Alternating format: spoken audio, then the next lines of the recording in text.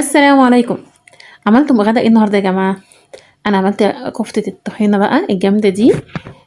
خطيره جدا جدا جدا، طعمها رائع جدا جدا مع شويه رز بالشعريه كده، وشويه سلطات كده من سلطه السلطه بتاعت المشويات، سلطه السماق.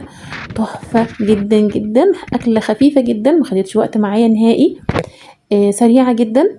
يعني فعلا مش هتتعبي لما تقفي في المطبخ بتعملي بس الاكله، وكمان خطيره بالشكل ده. في البداية كده قبل ما تبدأي الفيديو معايا اعملي لايك عشان ما تنسيش. تمام. وقولوا لي كده ايه استاهل كام من 10 في الوجبة التحفة دي، بجد مش هتاخد وقت معاكي. يلا بينا على المقادير ونشوف طريقة التحضير. للنص كيلو لحمة المفرومة معانا بصلة، تمام، ومعايا حفنة بقدونس، يعني ربطة واحدة من بقدونس. خدي الورق بتاعها كده، تمام. شيلي العيدان اللي في الاول دي شيليها، وبعدين خدي الورق بتاع البقدونس، تمام. افرميه بالشكل ده بالسكينة عادي جدا، والبصلة افرميها وبعدين اعصريها في الحلة كده، حطيها وابتدي بقى تجيبي اللحمة بتاعتك وعليها، وابتدي ايه، اعجنيها، تمام. اعجني اللحمة المفرومة كويس جدا فيها، تمام. لحد ما تحاول الانسجة بتاعتها ايه، تطرى معاكي خالص، تمام. يبقى هي مفيش غير بصلة واحدة للنص كيلو اللحمة المفرومة، ولو الكيلو طبعا هتاخد بصلتين، تمام. اي حاجة تانية اي كمية تانية ضعف الكمية، تمام. وحفنة البقدونس دي اللي هي رابطة واحدة بالنسبة لي، تمام.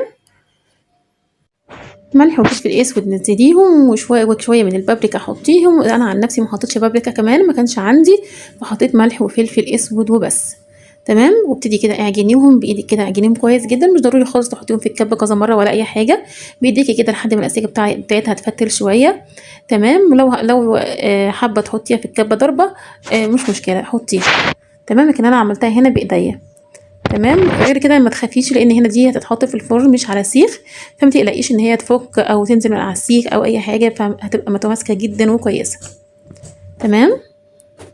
ابتدي بقى بايدك صبعيها، تمام. انا ما عرفتش اعمل بالجوانتي فبشتغل بايديا يا جماعه تمام.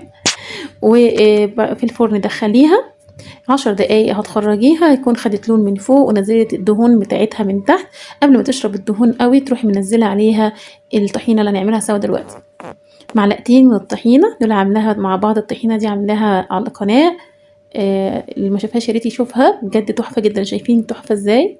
معلقتين بس من الطحينه نزلت عليهم بميه مغليه لحد ما بقت قوامها كريمي بالشكل ده. شايفين قوام عامل ازاي، والطحينه تحفه ازاي، ما فيهاش غلطه، تمام. وبعد كده انزلي عليها بعلبه من الزبادي بمقدار معلقتين كبار من